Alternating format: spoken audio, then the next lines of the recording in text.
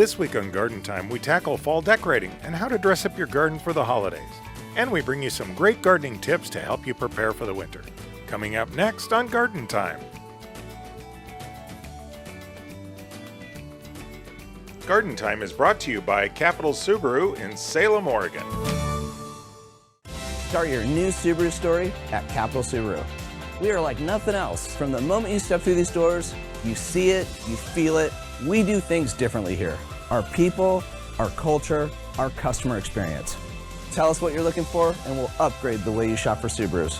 When you're just browsing, need great service, or starting your next adventure, we're always here for you. It's your story at Capital Subaru, your way on the Parkway.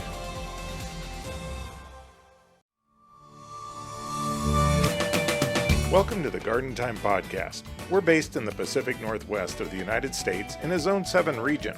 This deals with plants that can survive at approximately 0 degrees Fahrenheit or warmer. I'm producer Jeff Gustin with your hosts Judy Alaruzo and Ryan Seeley. So welcome to the Garden Time Podcast. This is producer Jeff. I'm behind the camera as I used to be for 17 years. And Ryan and Judy are here today, and we're going to be talking about fall decorating. So, and some other things that have to do with fall. So first of all, Judy, you work for Al's Garden Center and with 4 locations here in the Portland metro area. You brought some things for decorating. So let's talk about what you brought, and you and Ryan can tell people about the plants that were chosen. Well, you know, I think we decorate the front of our house, our patios, our front porches, by our doorways for summertime. And it's like fall is the best time, though, I think, because there's so much more that you can do. There's so many props to do. It's not just all about Halloween, like our little scary face here, but it's about the harvest and about bringing that just kind of change of seasons with the change of plants to our front porch. You know, like a lot of our, spring and summer baskets are kind of oomping out a little bit come fall. They get a little tired. And I like to change up my porch and get more of the fall colors, like you said. It's harvest time, and there's so much fun stuff you can do with your front porch. And we did a story in the past that where we switched out a container and we put in a rudbeckia, we put in bulbs, and that's what people can do at home as well, right?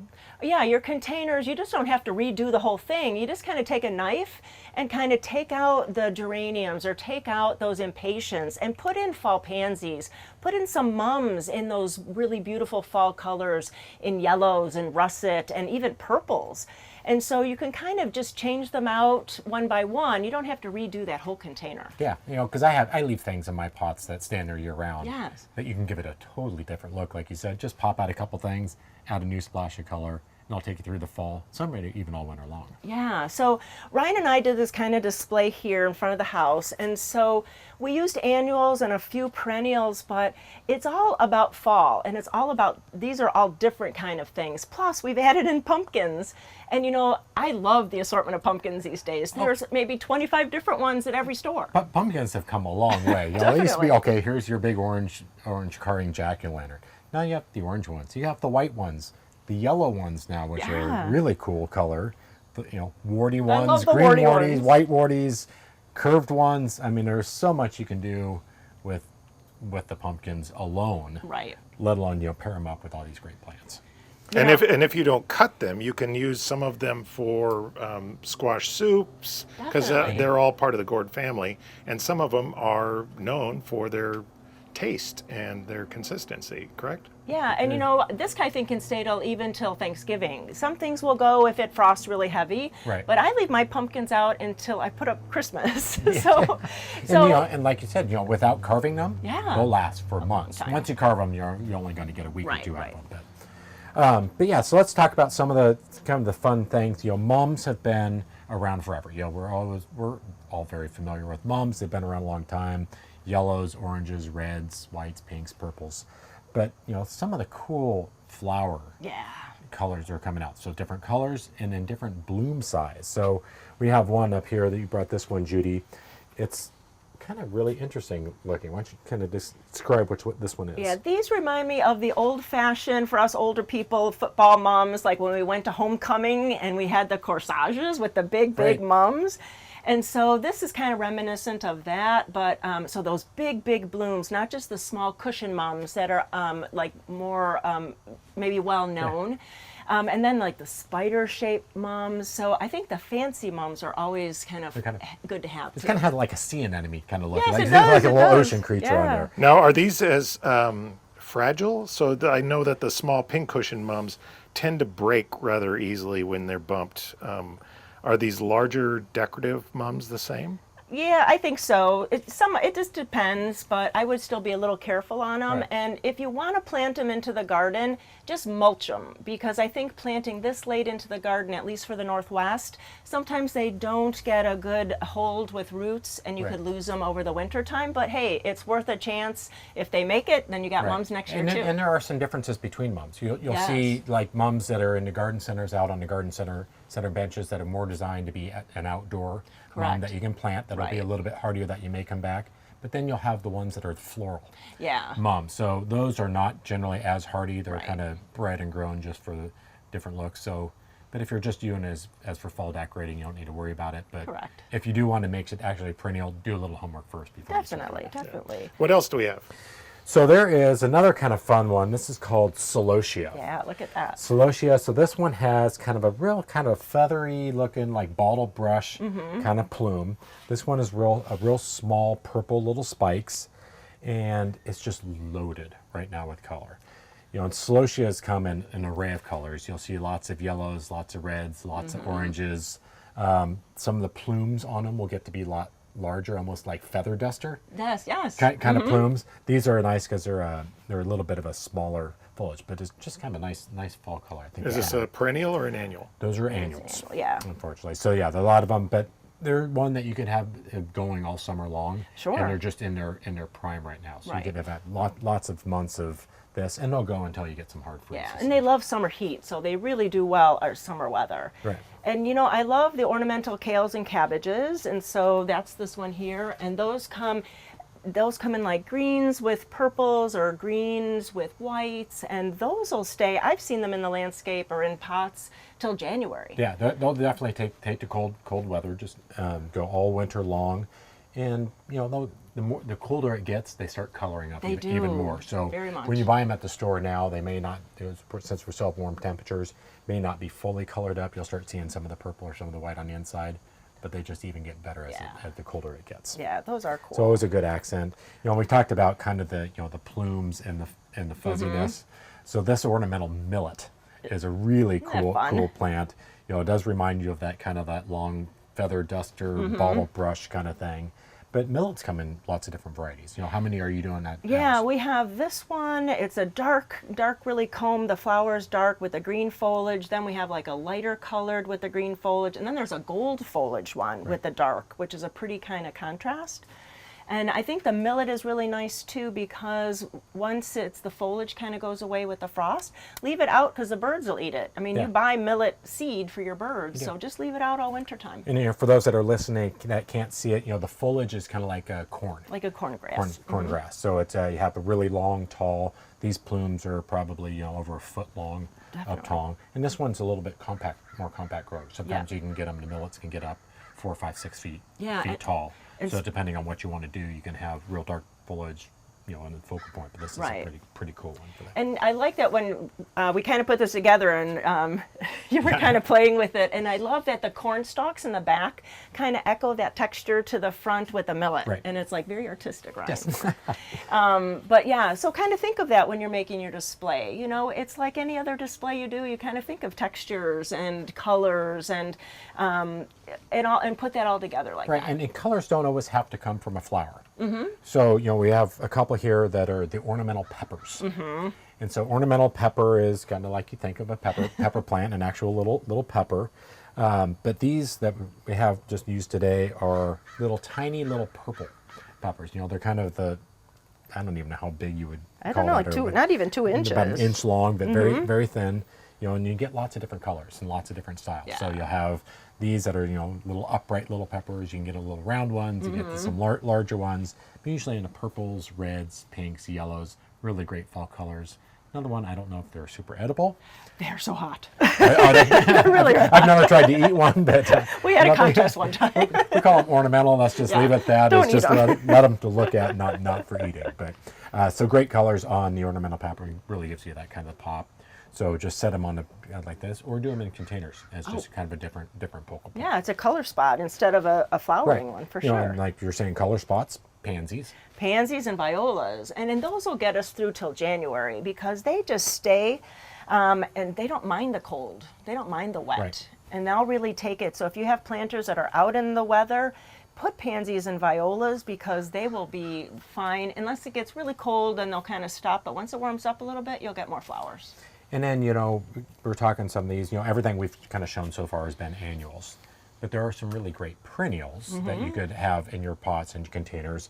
And, you know, heuchera is one that we have here right now. And the color of this one is just... Isn't that pretty? It's called Forever Red. It's a And it's beautiful just this one. really rich, like, mocha red leaf that really pops against some of these other colors. So when you have, like, you know, that paired up with some of these grasses to get the texture, and you put your colors of your peppers or your pansies or your mums with it, and then, you know, it goes all winter long. So Yeah. in the Northwest, they'll stay green, you know, year round. So they really make a nice accent. It's one of those you could leave in your containers, and you just don't have to worry about pulling it out. Yeah, and I think heucheras are really the color spot for fall and winter because they're evergreen in most places in the United States. They've even kind of bred them for the southeast where it's so humid. There are some that do well there. And so I think almost in every zone in America that you can have heucheras. And they're making them now that every season they're just a little different. Yeah. So they kind of just morph. And so it's almost like you have 4 different plants. Right, and you know, the array of colors, you know, that come out, like, you know, that we're talking, you know, the burgundies and reds, the oranges, yellows, even green and veining colors, and like you said, you know, you'll get some fall color and some spring color. So there's so much different interest coming, and a lot of them have kind of a fun little bloom that you can have. I know, it's got flowers too. It's a perfect plant. Yeah. Yeah, and I noticed we've done stories in the past too about design elements, and so I know we did a story with Annie last year at Al's, and she was talking about working with that triangle. So you're talking about creating a design that is spread out, has a foundation, and then has, you know, a nice statement piece as well. It's kind of almost like the container, the thriller. The Yeah, filler, thriller, and spiller. And Yeah, spiller. there So, you go. so the thriller is the centerpiece plant.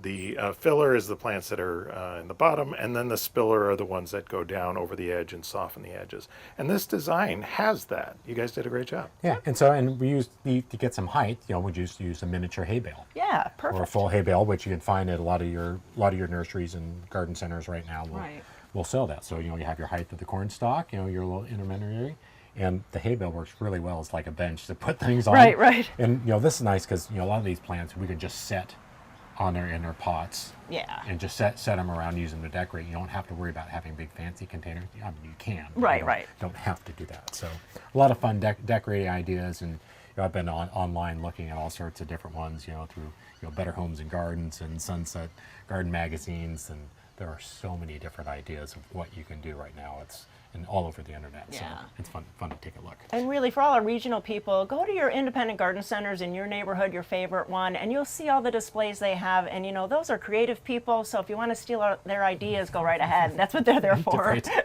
And so a couple of tips from the producer. When you're assembling something like this, be aware of the flammability of hay bales and stalks. You don't want to have them anywhere near open flames. That's why we do not have carved pumpkins here with candles in them.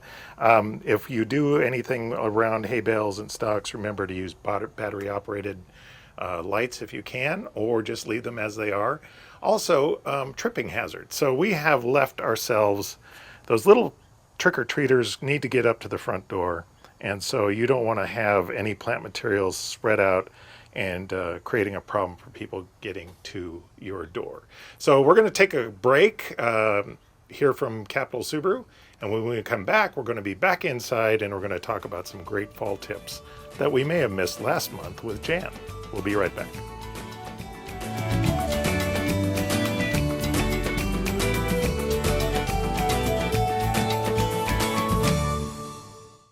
Start your new Subaru story at Capital Subaru. We are like nothing else. From the moment you step through these doors, you see it, you feel it. We do things differently here.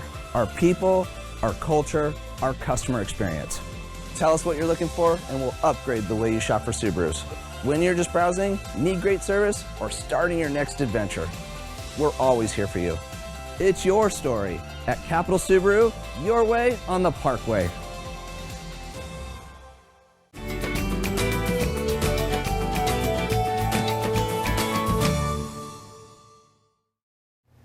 And welcome back, and we are back inside now, and those were some great tips on decorating. And the key is that, you know, do what you want. I mean, some people can just, and we'll be honest, Teresa and I, we're not huge Halloween people, so we have a few things we put out. But to have something that simple put together that quickly is really, I mean, it's one trip to the garden center. Yep. Yeah. So we're going to talk about, last month we had Jan McNeilan on, we were talking about tips. And there are a few things that came up and people have had questions, especially about harvesting. And so let's talk a little bit about what you can be harvesting in the fall and when you should be harvesting. So because our garden has been pretty fruitful for all summer, and the weathers are starting to change and starting to get a little cooler. Things are slowing down a little bit, and it's like, how long do we wait before we can harvest, or do we wait too long and then the cold weather just wipes it all out? So, right. There's a lot of things. I think tomatoes are one that people always ask about. I still have all of these green tomatoes on my plant. I've been harvesting. Can I leave them on there? Right. When do you pull the trigger and take them all down? Yeah. That's kind of, But if you're new to gardening, sometimes you don't know, because if it's getting cool, the nights are getting too cool, they're never going to ripen, and you don't want them to start rotting. So green tomatoes, there's lots of green tomato recipes out there. You can start, using those recipes, or try to put them on the counter and see if they'll ripen. Sometimes they're just going to be like that translucent green, and they'll change. They'll turn to red to kind of pink. Yeah, so, if they're hard, really hard and immature, they won't ripen. Right. But and people have questions about heirloom tomatoes, and that's a separate category all its own, and about how to tell. So we did the one a few years ago, the indigo that came from Oregon State, and it's almost a black. And how do you tell when it's ripe? And I remember we were talking about this, and you're looking for subtle changes. Sometimes it's even just the smell, because they say a melon you can smell when it's ripe. But the same thing with these tomatoes is that you're looking for those little subtle changes, usually around the stem area, which show you that it's ripe. And you don't want to go out there and squeeze them. Right. No. But speaking about squashes and gourds and that kind of stuff, how do people tell when, say, their butternut squash is ready? Yeah, because the winter squash are totally different than the summer squash. Yes. So acorn squash, butternut squash, all those kind of big... spaghetti squash, all those. And so we were all like, when do you do that? And so make sure they're hard. Don't be squeezing them so much you're hurting them, but that they're nice and hard and full. And that if there is a whitish spot on the bottom, you want to make sure that changes color so that it gets more, it's darker. If it's too light, then they're not ripe yet. Yeah, so if that spot's not there, though, how do you tell? Right, because as it ages, it's going to get harder, and the harder it gets, the more ripe it is inside. So there's tricks where you can take like your fingernail and poke your nail into the flesh of the squash. If it goes in real easy, it's still too soft and it's not ready yet. But if it gets harder, where you're feeling like, well, I'm not penetrating it, then it's time to harvest that. Right. And then the stem, like look at where the stem attaches to the fruit, and it should look kind of dry. And it's like when that's all dry, it's not getting any nutrients from the mother plant, so it's time to harvest it. And that's kind of the thing about a lot of fruits and vegetables. When the plant starts to die, that's when you're going to harvest. So sunflower heads, when the foliage is going brown, you can leave them out for the birds. But if you're harvesting your sunflower seeds, now's the time to do that as the plant dies, correct? Right. Yeah. When they're hanging down like that, they're ready to go. And there are a lot of things we'll harvest and take out. There's the fall veggies that we planted this summer that are going to go through the fall and the winter. Yeah. But there are some vegetables like carrots and onions that we may have planted this spring, but you don't necessarily have to come out. No, because they'll actually get sweeter once it gets cooler. Yeah. Or some of them will last through, because I know people that have, they forget to take their onions out. Guilty, we did that one year. And we went out there and they were mushy. You could feel that they were mushy. Right.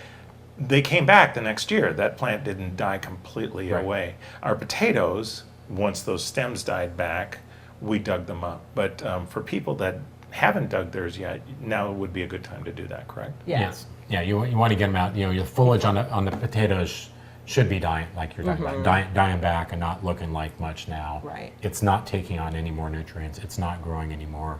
You want to get those out, and that's a good time because when you go to store these things, like your potatoes or your onions, or even like your nuts. We talked about some the hazelnuts and walnuts.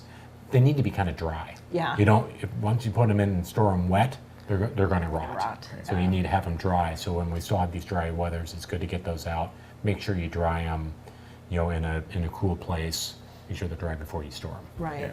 And the same thing too, I don't have any apple trees, but I go to different farms and get apples, and so I can store those in a cool spot, and I can have those keepers for weeks and weeks. And Yeah. so that's kind of fun. Just make sure that they're not wet, they're not touching, there's some air circulation, Right. but you can keep apples like that for a long Pear- time. pears are the same way.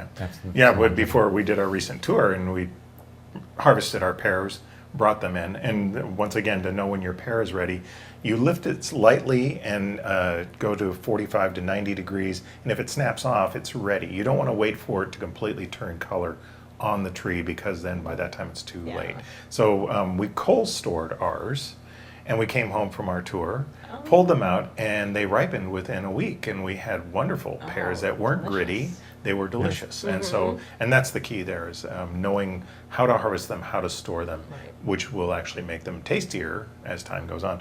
We're looking at some other things too about, we mentioned about mulching when Jan was here. Now's a good time to do that. We want to make sure that we mulch and protect. We were talking about asparagus beds and rhubarb.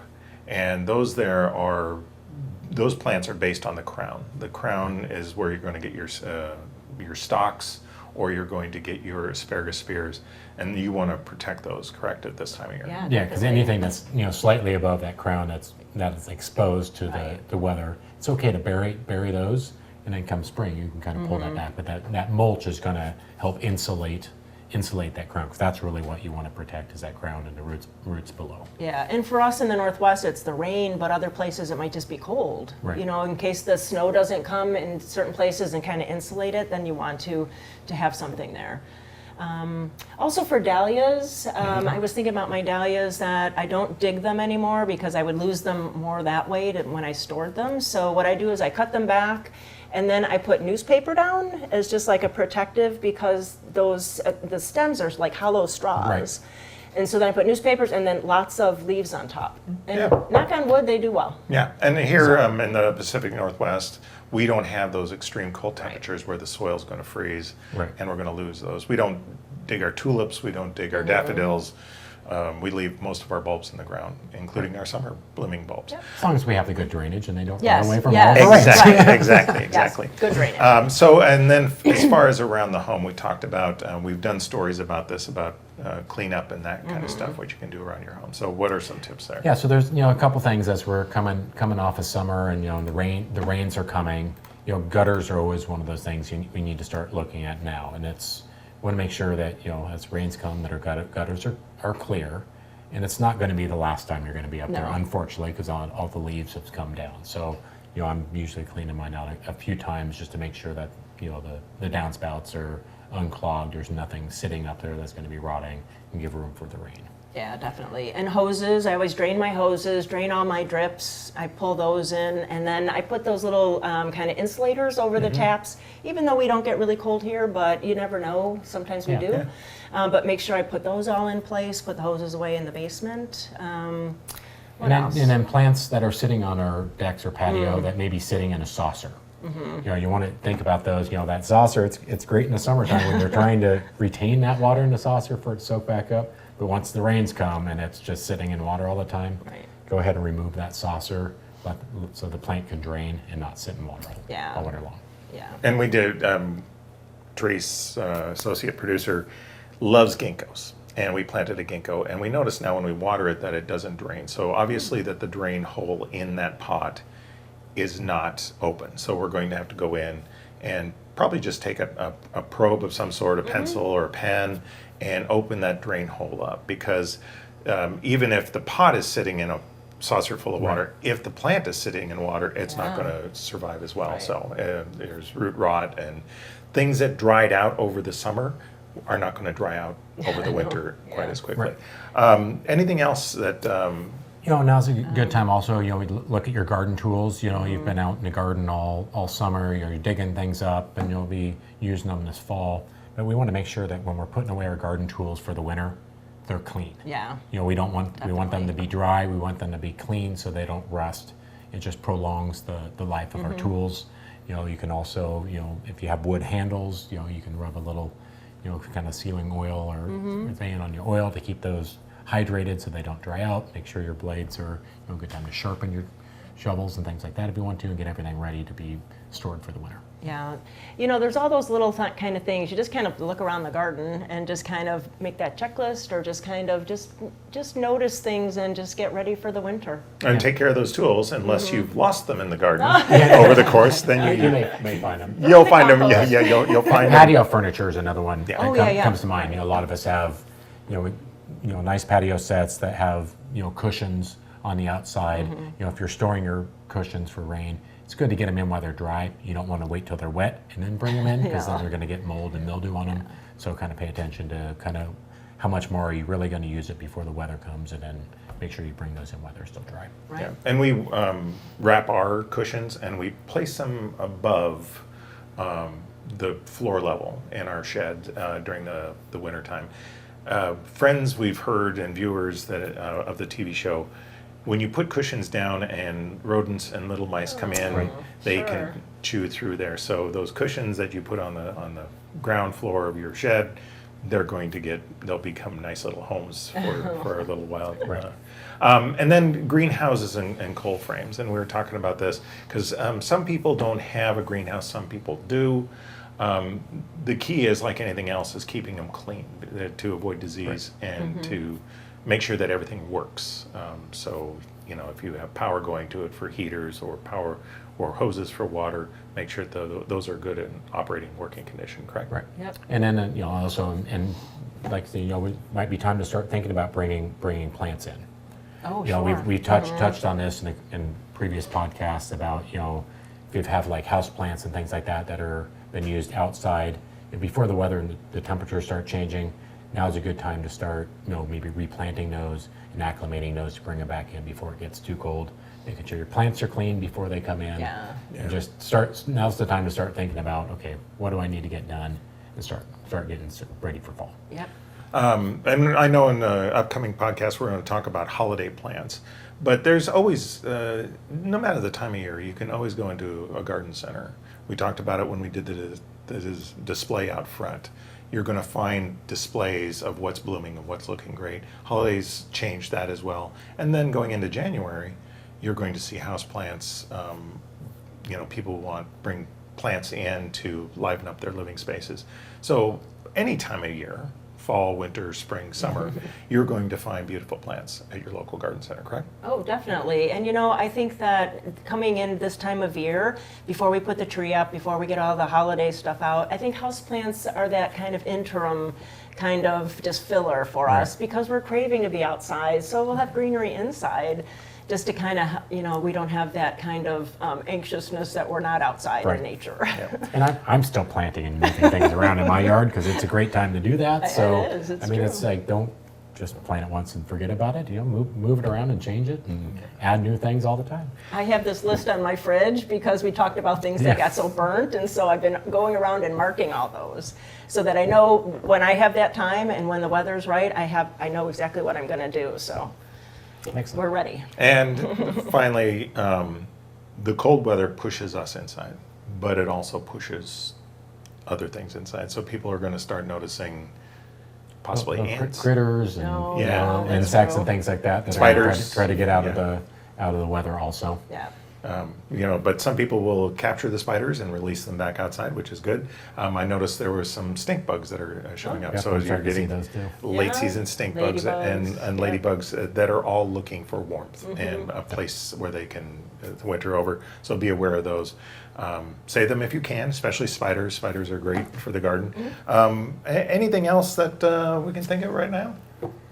Obviously, we welcome comments. It'd be great to hear what people are doing. There's all sorts of, we can get into dividing perennials, moving stuff around, but I think that could be an entire podcast on how to do that. But it's there's always time. It's constant. You evaluate your garden, like we've talked about. Look at what worked, what didn't work. What needs to be moved, what needs to get replanted, and kind of make a plan of what worked this year and get ready for next year. Yep. Cool. And there's always room for that one more plant in there. There is. That's right. We want to thank everybody for watching. We got most of our information. We luckily have Jan McNeilin, retired OSU Extension agent, Oregon State University Extension agent, and we got a lot of our tips. They have a garden calendar on the Oregon State Extension website. And then we'll have the link to that on the screen for those watching, and it'll also be available on our website at gardentime.tv. Thanks, guys. The change of the seasons is coming, and we'll be addressing that here in the next podcast or two. So thanks, everybody, for listening and watching, and we'll see you next time, and happy gardening.